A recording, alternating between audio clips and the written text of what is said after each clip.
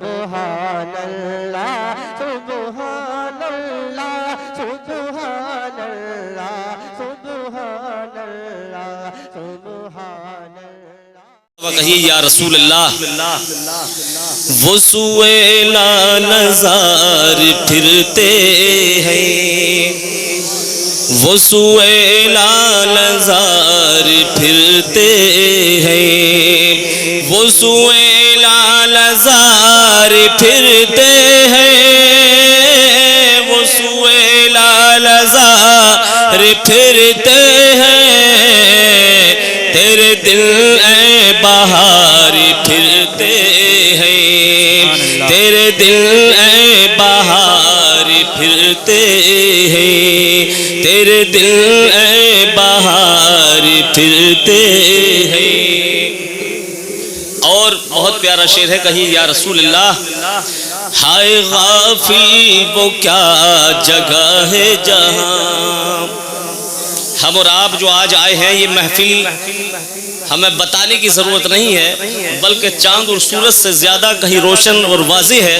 کہ آج سے 40 دن قبل ہمارے خطیب و امام شاہپور کی جو ہماری جامع مسجد میں تیسری مرتبہ ہمارے یہاں رہ چکے تھے، اور ہمیں بڑا افسوس اور بڑے غم کے ساتھ میں یہ عریضہ پیش کر رہا ہوں کہ ہمیں جتنی محبت تھی بس ہم جانتے ہیں یا اللہ رب العزت جانتا ہے، لیکن دوستان محترم کل نفس ذائقۃ الموت کے تحت اللہ رب العزت کے بارگاہ میں وہ مقبول ہو چکے ہیں، اللہ نے ان کو اپنے قرب میں بلا لیا، تو ہمارے اور آپ کے پاس اس کے علاوہ کوئی نہیں کہ ہم اور آپ صرف اور صرف ان کے لیے ایصال ثواب کریں اور دعائیں مغفرت کریں۔ تو دوستان محترم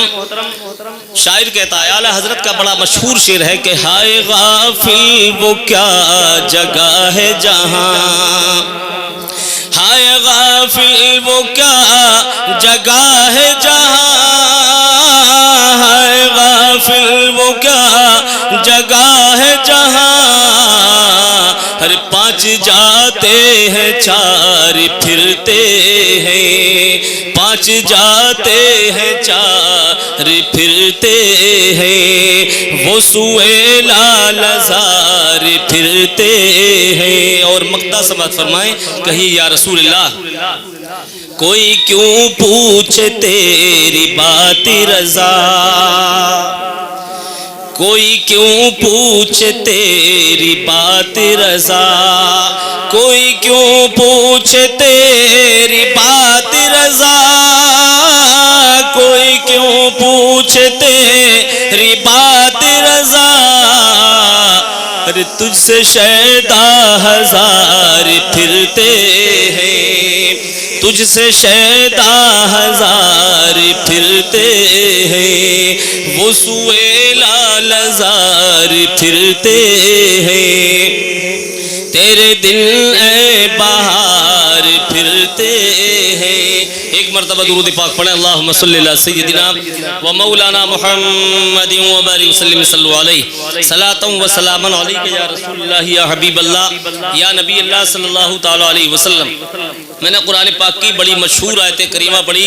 کل نفس ذائقۃ الموت، یعنی ہر ذی روح کو اس دار فانی سے دار بقا کی جانب کو کوچ کرنا ہے۔ لیکن دوستان محترم شاعر کہتا ہے، ہوتی ہے ابتدا عالم کے انتہا کے لیے، بنایا رب نے جسے بھی وہ ہے فنا کے لیے، اور جاگنا ہے جاگ لے افلاک کے سائے تلے، جاگنا ہے جاگ لے افلاک کے سائے تلے، اور حشر تک سوتا رہے گا خاک کے سائے تلے۔ آگاہ اپنی موت سے کوئی بشر نہیں،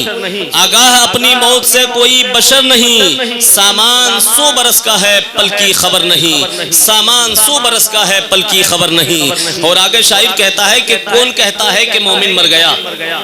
کون کہتا ہے کہ مومن مر گیا، اور قید سے چھوٹا وہ اپنے گھر گیا، قید سے چھوٹا وہ اپنے گھر گیا۔ اور ایک شاعر تو یوں کہتا ہے کہ عشق احمد میں مرنا ہے مر جائیں گے، عشق احمد میں مرنا ہے مر جائیں گے، الفت مصطفیٰ میں گزر جائیں گے، یہ نہ پوچھو کہ مر کر کہاں جائیں گے؟ ارے گھر ہے فردوس میں، اپنے گھر جائیں گے، گھر ہے فردوس میں، اپنے گھر جائیں گے۔ تو دوستان محترم، مومن مرتا نہیں ہے، کل نفس ذائقۃ الموت کے تحت انسان منتقل ہوتا ہے، اور منتقل کا مطلب یعنی ایک جگہ سے دوسری جگہ ٹرانسفر ہوتا ہے۔ اور آپ کو معلوم ہوگا کہ جب انسان دنیا میں بھی تشریف نہیں لایا تو اس وقت بھی کہیں نہ کہیں ہوتا ہے، عالم ارواح میں ہوتا ہے، اور عالم ارواح میں جب انسان کی زندگی پوری ہوتی ہے تو میں آپ کو بتا دوں کہ اللہ رب العزت کا حکم ہوتا ہے کہ اے فرشتوں، اس فلاں شخص کی انسانیت کی زندگی، اس فلاں انسان کی زندگی مکمل ہوئی،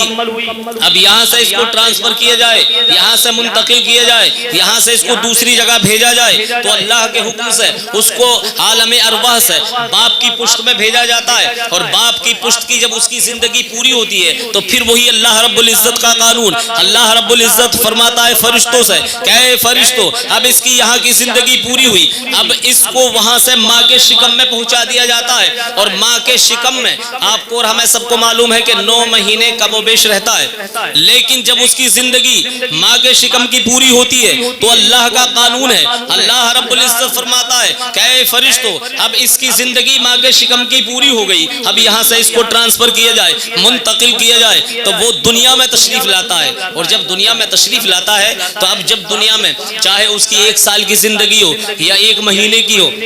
یا 1 سال کی یا 50 سال کی یا 100 سال کی، لیکن دوستان محترم، اللہ رب العزت کا اٹل قانون ہے کہ اللہ رب العزت اس کو پھر فرشتوں کو حکم دیتا ہے کہ اے فرشتوں، اب جاؤ، اس کی زندگی دنیاوی زندگی پوری ہو گئی، اب یہاں سے اس کو ٹرانسفر کیا جائے، منتقل کیا جائے۔ تو معلوم ہے وہ قبر کی آغوش میں پہنچتا ہے، اور قبر کی آغوش میں جب پہنچ گیا تو اب وہاں قیامت تک رہنا ہے، اور قیامت میں بھی پھر اس کو اللہ رب العزت کے حکم سے اٹھایا جائے گا۔ اب قبر کی جب زندگی پوری ہوگی تو اس کو وہاں سے بھی ٹرانسفر ہونا ہے،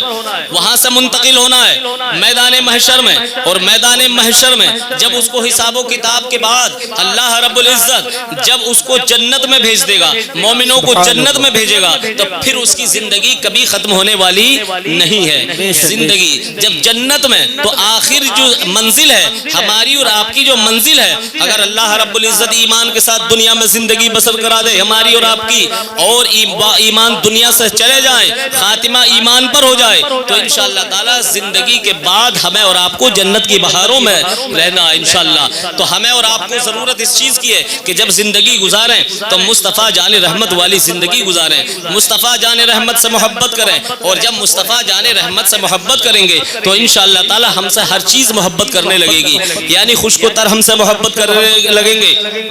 شمس و قمر ہم سے محبت کرنے لگیں گے، اور یعنی مدرسین ہم سے محبت کریں گے، مفکرین ہم سے محبت کریں گے، مدبرین ہم سے محبت کریں گے۔ ہر چیز دنیا میں اللہ رب العزت ہر چیز کے دل میں ہماری اور آپ کی محبت پیدا فرما دے گا، اور اللہ رب العزت جبریل امین سے فرمائے گا کہ جبریل جاؤ، اس اعلان کو دنیا تمام فرشتوں میں کر دو کہ میں فلاں بندے سے محبت کرتا ہوں، تم بھی اس سے محبت کرو، اور فرشتوں کو اعلان کرا دو کہ سارے فرشتے اس سے محبت کریں۔ اب فرشتے دنیا کے ہر گوشے میں اس اعلان کو فرما دیتے ہیں کہ اللہ رب العزت فلاں بندے سے محبت فرماتا ہے، تم بھی اس سے محبت کا برتاؤ کرو، تم بھی اس سے محبت کرو۔ اور جب محبت والی زندگی ہم گزارنے پر آ جائیں گے، اور جب قبر میں جائیں گے تو قبر میں مصطفیٰ جان رحمت کا دیدار ہوگا، تو ایک شاعر کہتا ہے کہ قبر میں کیسے میں کہہ دوں کہ اندھیرا ہوگا،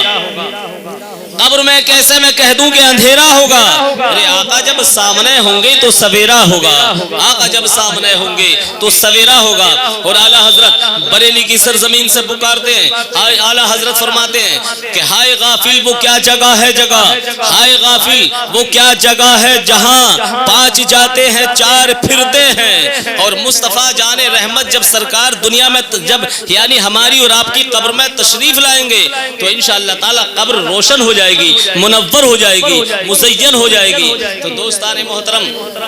شاعر کہتا ہے قبر میں کیسے میں کہہ دوں کہ اندھیرا ہوگا، اور آقا جب سامنے ہوں گے تو سویرا ہوگا، اور قبر میں لہرائیں گے۔ اعلیٰ حضرت فرماتے ہیں کہ قبر میں لہرائیں گے تا حشر چشمے نور کے، قبر میں لہرائیں گے تا حشر چشمے نور کے، ارے جلوہ فرما ہوگی جب طلعت رسول اللہ کی، جلوہ فرما ہوگی جب طلعت رسول اللہ کی۔ تو دوستان محترم، ہمیں ضرورت ہے کہ ہم مصطفیٰ جان رحمت سے سچی محبت کریں۔ تو اگر مصطفیٰ جان رحمت سے محبت ہمارے دل میں ہوگی تو یہ سمجھ لو کہ اللہ سے محبت ہوگی۔ اللہ کے رسول سے محبت کرنا اللہ سے محبت، اور جس نے اللہ سے محبت کی تو ساری کائنات سے محبت کی۔ اور اگر خاتمہ بالخیر ہو جائے، ایمان پر اگر ہماری زندگی گزر جائے، زندگی بسر ہو جائے، تو انشاءاللہ قبر کی بھی ساری منزلیں آسان ہیں، حشر کی بھی منزلیں آسان ہیں۔ اور ہمارے قاری صاحب تو ماشاءاللہ اتنے متقی پرہیزگار تھے کہ ہماری زبان سے بتانے کی ضرورت نہیں۔ اگر مسجد میں 4 بجے بھی اگر اٹھ گئے تو قرآن پاک کی تلاوت فرمایا کرتے تھے۔ جس وقت دیکھو تو زبانی ٹہل رہی ہے تو قرآن پاک کی تلاوت، چل رہے ہیں تو قرآن پاک پڑھ رہے ہیں، ہر گوشے میں قرآن پاک کی تلاوت فرمایا کرتے تھے۔ یہ قاری صاحب کی زندگی کا معمول تھا۔ تو میرا یہ عقیدہ ہے، میرا یہ ایمان